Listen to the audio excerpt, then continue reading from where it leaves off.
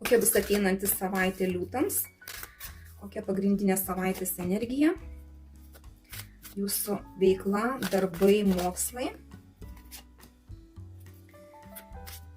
jūsų finansai,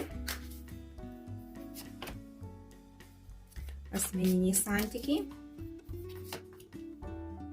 Pagrindinė savaitės energija, kardų aštuntukas, jausite kažkokius tai suvaržymus, patys galbūt save varžysite, nieko nesimsite, jokių naujų veiklų. Iš viso kardai sukrito, daug kardų. Kas liečia jūsų darbus, tai kažkokia stagnacija, kažkoks tai noras bus sustoti, pagalvoti, apgalvoti, ką jūs arba tiesiog turėsit biuletenį, sėdėsit ant biuletenio. Kas liečia finansus, tai irgi kardai.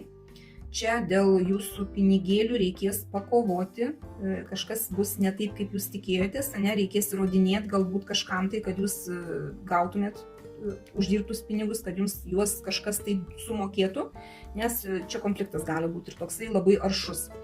O kas porose, tai viskas čia pas jūs kaip ir gražu, vienas kitų rūpinatės, moneto devintukas, tai kai jums yra gerai kartu, kai yra gerai, apsirūpinimas yra, nors čia net ir vieni būdami jūs jaučiatės puikiai.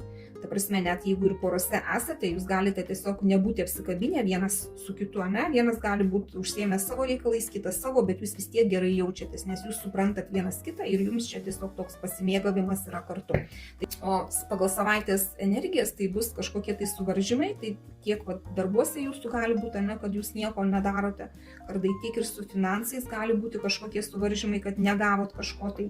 Tiek ir asmeniniuose santykiuose galite būti tiesiog tokie užsidarę nuo aplinkos, nuo visų ir norintys pabūti su savim, pasidžiaugti tuo, ką jūs jau turite, ką užgyvenote ir galbūt netgi patys save varžysit, nesinorės nieko keisti.